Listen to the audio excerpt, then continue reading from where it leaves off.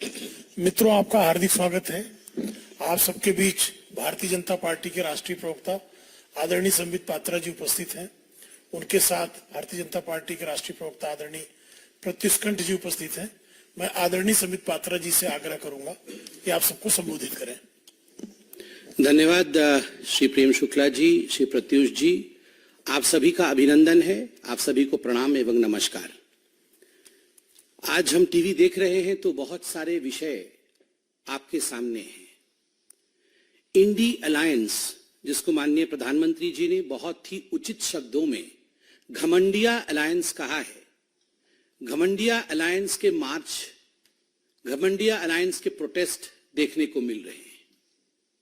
जहां तक घमंडिया अलायंस का सवाल है, जहां तक इंडी अलायंस का सवाल है, उनको जोड़ने वाला जो फेविकॉल है वो दो है। एक है शराब और दूसरा है अपमान। किस प्रकार से सनातन का अपमान करना, किस प्रकार से भारत के सभ्यता का अपमान करना, किस प्रकार से बड़ों का अनादर करना। आज दोनों विषय हिंदुस्तान की राजनीति और हिंदुस्तान के मीडिया की खबर की धुरी बनी हुई है। शराब धुरी बनी हुई है। एक भाग रहा है, शराब में घोटाला करके कोई नेता भाग रहा है, और दूसरी ओर कुछ ऐसा नेता हैं, कुछ ऐसे भी लोग हैं जिन्होंने भारत के वाइस प्रेसिडेंट के साथ जिस प्रकार का मखौल उड़ाया है और उसके बाद मार्च पास्ट कर रहे हैं, उसके विषय में भी उनका पर्दाफाश करना है। आप सभी जानते हैं और यह विदित है कि 2 नवंबर को शराब घोटाले को लेकर, एक्साइज पॉलिसी के स्कैम को लेकर अरविंद केजरीवाल को सेंट्रल एजेंसीज ने, ईडी ने, एनफोर्समेंट डायरेक्टरेट ने समन किया था कि अरविंद जी आइए, हम बैठेंगे आमने सामने, आपसे सवाल जवाब करेंगे। और ये जो करोड़ों का घोटाला हुआ है, और जहां तक करोड़ों का घोटाला हुआ है, ये कोई भारतीय जनता पार्टी के नाते हम नहीं कह रहे हैं, गिनती अभी तक चल रही है। 2 घोटाले हमने देखे हैं हाल फिलहाल में। मैंने क्यों कहा कि इंडी अलायंस को जोड़ने वाला फेविकॉल शराब है। शराब का पैसा अलमारी दर अलमारी 3 दिसंबर को मतगणना चल रही थी और नोट की गिनती भी चल रही थी।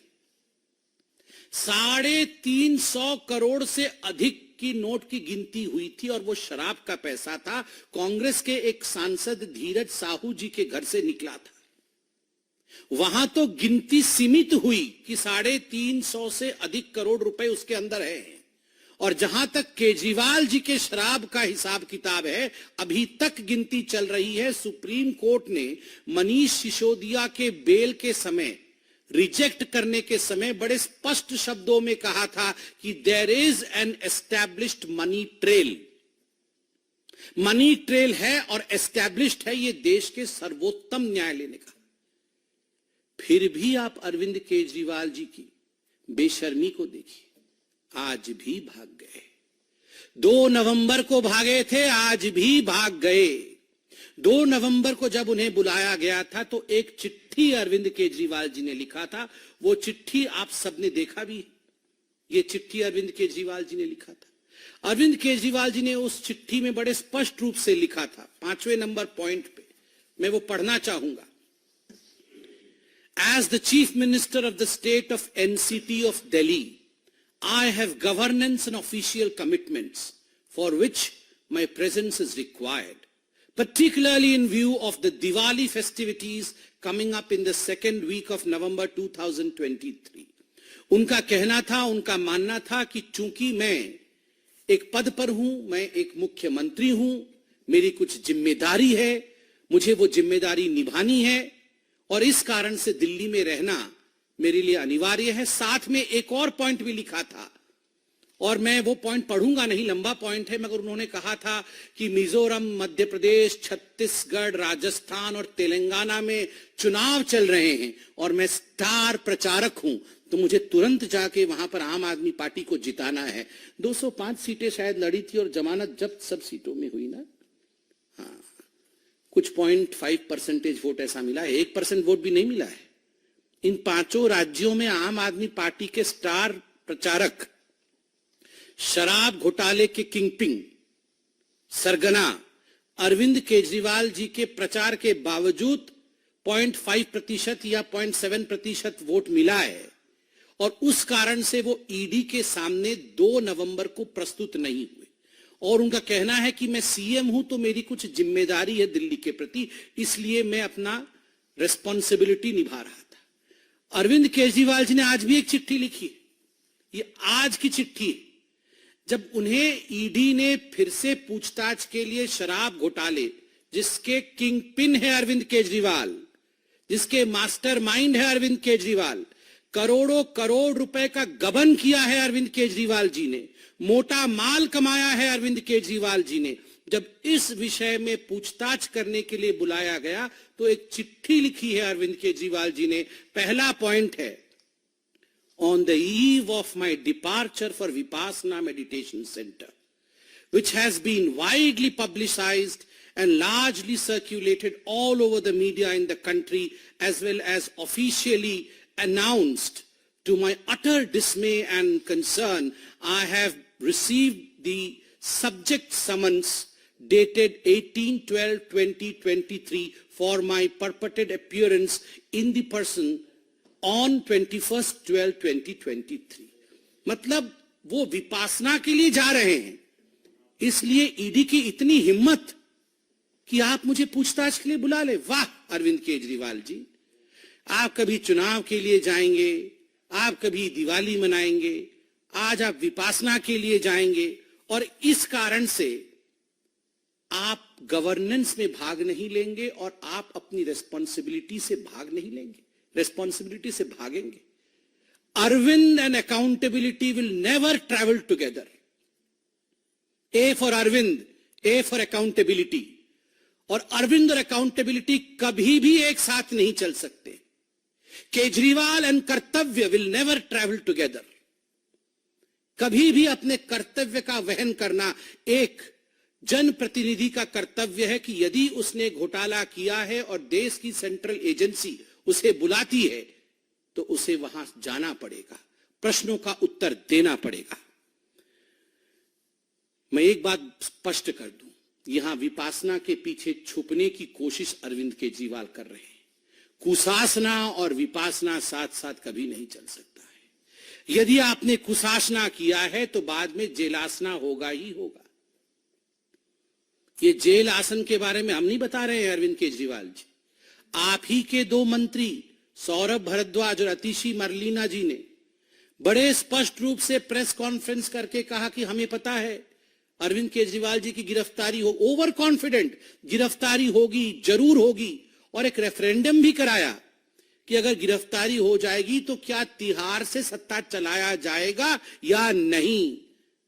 ये तो भारतीय जनता पार्टी ने नहीं कहा, ये तो ईडी ने नहीं कहा, ये तो जिसने एफआईआर किया, एफआईआर तो सीबीआई ने किया था, सीबीआई ने भी नहीं कहा कि आपकी गिरफ्तारी कंपल्सरीली होगी। आप लोगों ने प्रेस कॉन्फ्रेंस करके कहा, कॉन्फिडेंटली कहा अवश्य गिरफ्तारी होगी। तो आज हम कहना चाहते हैं आप अगर इतने कॉन्फिडेंट है कि गिरफ्तारी होगी, कुशासन करके विपासना करने जा रहे हैं, कुशासना एंड विपासना। चिंता मत करिए केजरीवाल जी, जेल में इन सारे आसनों की व्यवस्था है, विपासना जेल में भी कराया जाता है। भ्रष्ट मानसिकता दूर हो, क्रिमिनल माइंडसेट समाप्त हो, इसके लिए जेल में भारत के प्रबंधन है विपासना करने का। चूंकि आप कॉन्फिडेंट है कि आप जेल जाएंगे तो वहां भी विपासना कर सकते हैं, इसमें कोई कोताही नहीं बरती जाएगी। मैं बताता हूं क्यों वो ईडी के सामने नहीं जा रहे हैं। मनीष सिसोदिया जी का तो आपने देखा ही है, क्योंकि अभी केजरीवाल जी को लग रहा है कि घियो तो घियो, मनीष तो घियो, सत्येंद्र जैन भी घियो, और तो और संजय जी भी घियो। सबसे इसलिए उपाय यही है कि भागियो भागियो भागियो, क्योंकि अगर वो भी जाएंगे तो घियो, कोई बच नहीं रहा है। आप सोच के देखिए अरविंद केजरीवाल जी के सामने मनीष सिसोदिया जी का क्या हश्र हुआ है। सूली पे लटकाया अरविंद केजरीवाल जी ने मनीष सिसोदिया जी के हस्ताक्षर करवा करके। वो जानते थे गड़बड़ घोटाला हो रहा है, उनको लग रहा था वो सीएम विदाउट अकाउंटेबिलिटी रहेंगे, उनके हस्ताक्षर कहीं करेंगे नहीं, तो मनीष सिसोदिया अकेले ही सूली पे लटकेंगे। सत्येंद्र जैन भी गियो, मनीष सिसोदिया भी गियो, संजय जी भी गियो, इसलिए ये भागियो, किसी भी कीमत पे मुझे भाग जाना है, मगर कब तक भागियो, कित्थे कित्थे भागियो, कहां कहां भागोगे, कितना होशियार बन के होशियारपुर भागोगे, कहीं भी भागोगे याद रखिए केजरीवाल जी, कानून के हाथ लंबे होते हैं, बहुत लंबे होते हैं। आपने घोटाले किए हैं, आपको पकड़ा जाएगा। मुझे बड़ा आश्चर्य होता है, ये केजरीवाल जी की जो चिट्ठी थी पिछली बारी वाली, उस समय तो हमारे पत्रकार बंधुओं ने भी बहुत ही शिद्दत से हमसे पूछा था कि नहीं नहीं वो आज मध्य प्रदेश में जा रहे हैं, उनकी वहां रोड शो है तो अच्छा परफॉर्मेंस करेंगे। नोटा से भी खोटा निकला है उनका परफॉर्मेंस, नोटा से भी खोटा वो परफॉर्मेंस रहा है पांचों राज्यों में आम आदमी पार्टी का। इसलिए ये बहाने देके भागने का काम अरविंद केजरीवाल और आम आदमी पार्टी छोड़ दे। सत्ता शराब इंडी अलायंस का मौसम खराब, सत्ता शराब इंडी अलायंस का मौसम खराब, तभी इधर उधर भाग रहे हैं आली जनाब। वो सब जानते हैं कि जो सत्ता की चाहत में शराब की घोटाला किया था उन्होंने, और जो इंडी अलायंस के सहारे सत्ता में प्रधानमंत्री बनने के सपने केजरीवाल जी देख रहे थे, अब वो सारा मौसम बिगड़ गया है। इस कारण से इधर उधर भाग रहे हैं। सत्ता शराब इंडी अलायंस का मौसम खराब, तभी इधर उधर भाग रहे हैं आली जनाब। ये तो था एक फेविकॉल का जोड़ शराब का और अरविंद केजरीवाल जी की भागने की कहानी। मगर बड़े दुख के साथ मुझे कहना पड़ रहा है कि जो अभी मार्च चल रहा है तथाकथित इंडी अलायंस के सदस्यों का, घमंडिया अलायंस के सदस्यों का, vice president of India Jagdeep Dhankhar ji के साथ जिस प्रकार का व्यवहार किया गया है, जिस प्रकार से सार्वजनिक रूप से एक संवैधानिक उच्च पद पर प्रतिष्ठित व्यक्ति का अभद्रामी पूर्वक अपमान किया गया है, this is not just a political issue. ये केवल एक राजनीतिक विषय नहीं है। भारत जैसे देश में यह एक संवेदनशील इशू है, इमोशनल इशू भी है। मेरे पिताजी भी उम्रदराज है। आज मैं अपने पिताजी को देखता हूं तो कभी कभी मुझे भी लगता है कि थोड़े से वो भी झुक गए, कंधा उनका झुक गया है। क्या कोई बेटा अपने पिताजी के झुके कंधों का मजाक उड़ा सकता है? क्या भारत ने कभी यह सिखाया है? आप सब अपने गिरेबान में झांक के अपने माता पिता को देखिए। किसी के पिता 60 साल के हैं, किसी के पिता 70 साल के हैं। हो सकता है रीढ़ की हड्डी थोड़ी झुक गई हो सकता है कंधे थोड़े झुक गए हो सकता है वो थोड़े बीमार हो, मगर क्या हम अपने माता पिता का मजाक बना सकते हैं? संसद की उन सीढ़ियों पर, वो मंदिर की सीढ़ियां हैं, वो हिंदुस्तान की सभ्यता की सीढ़ियां हैं, उन सीढ़ियों में उकेरा गया है हिंदुस्तान की कहानी। उन सीढ़ियों पर कोई आम व्यक्ति नहीं, उन सीढ़ियों पर जनता द्वारा चुने गए संवैधानिक पदों पर बैठे हुए सांसदों द्वारा जब वाइस प्रेसिडेंट ऑफ इंडिया के साथ, भारत के उपराष्ट्रपति के साथ बॉडी शेमिंग किया जाता है, तो याद रखिए ये केवल वाइस प्रेसिडेंट ऑफ इंडिया, उपराष्ट्रपति भारत की बॉडी शेमिंग नहीं हो रही है, उन तमाम बुजुर्गों की बॉडी शेमिंग हो रही है जो हम अपने घरों में देखते हैं।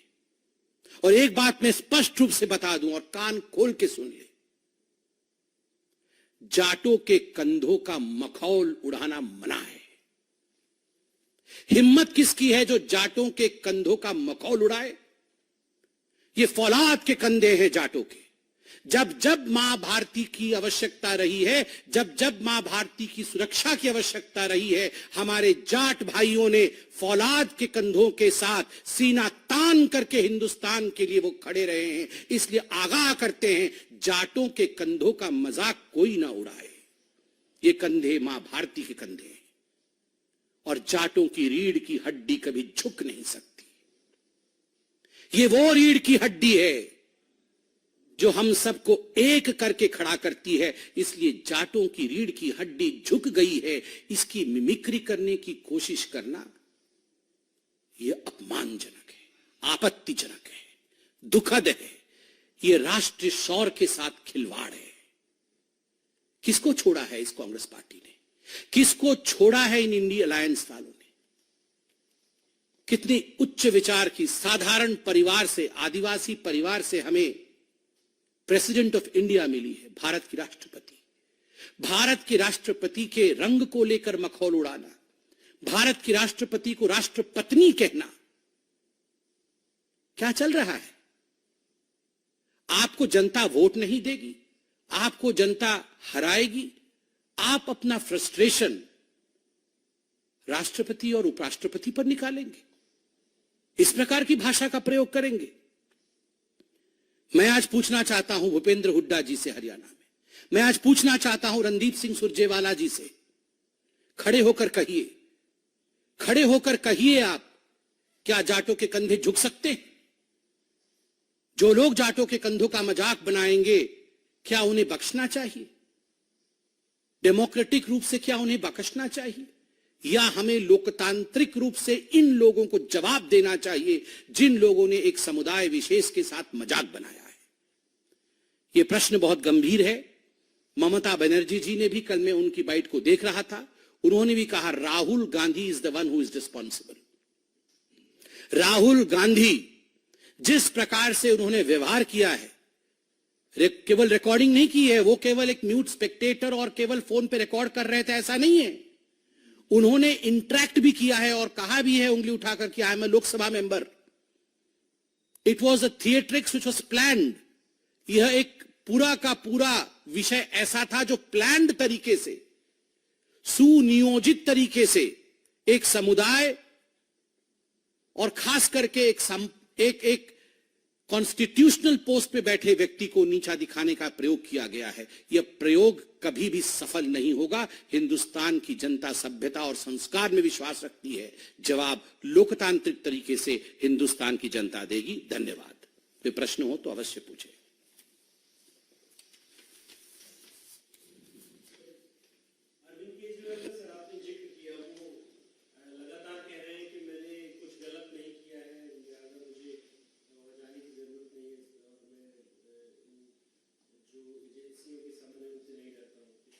तो डरते नहीं है तो जाना चाहिए।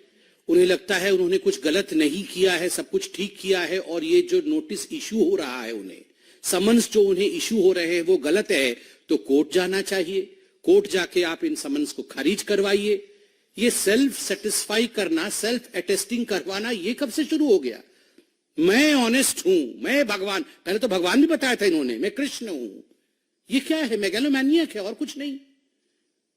आप इस देश के संविधान का आपने शपथ लिया है बतौर मुख्यमंत्री। इस देश के संविधान को मानना आपकी जिम्मेदारी है, आपका कर्तव्य है। आपको लगता है आपके साथ अन्याय हो रहा है, कोर्ट के दरवाजे आधी रात को आपके लिए खुले हुए हैं। जाइए, वहां जाके आप जेरा करिए, वहां जाके आप एप्लीकेशन लगाइए, कोर्ट सुनेगी। आप मनीष सिसोदिया जी को लेके गए थे, सत्येंद्र जैन जी को लेके कोर्ट में गए थे, संजय सिंह को लेके कोर्ट में गए थे, मगर क्या हुआ नतीजा? क्योंकि करोड़ों करोड़ों करोड़ों रुपए का घोटाला हुआ है, किसी को कोर्ट ने नहीं बख्शा, बल्कि सुप्रीम कोर्ट ने स्पष्ट शब्दों में कहा, yes there is a money trail. Mister Kejriwal, there is a money trail and you will have to face the consequences.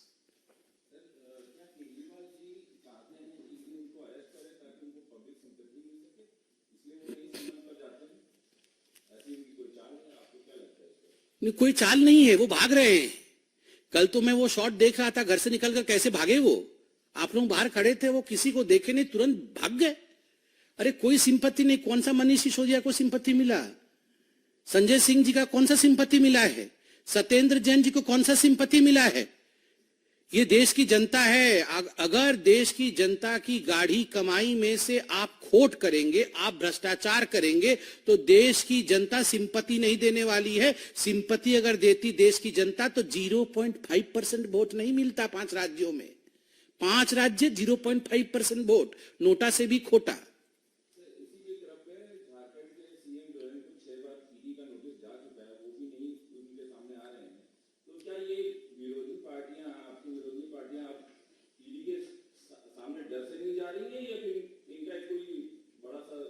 ये डर से ही नहीं जा रही है।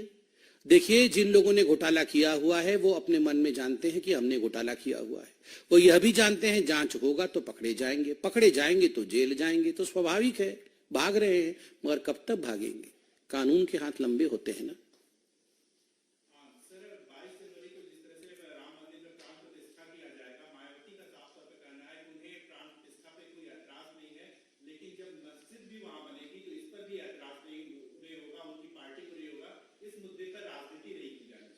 देखिए, मैं इस विषय पे कोई कमेंट नहीं करूंगा क्योंकि ये न्यास का कार्यक्रम है। भारतीय जनता पार्टी इसको आयोजन नहीं कर रही है। चूंकि ये हमारे पॉलिटिकल पार्टी का कार्यक्रम नहीं है, पार्टी के प्रवक्ता के नाते मैं इस पर कोई टिप्पणी नहीं कर सकता। ऐश्वर्या जी।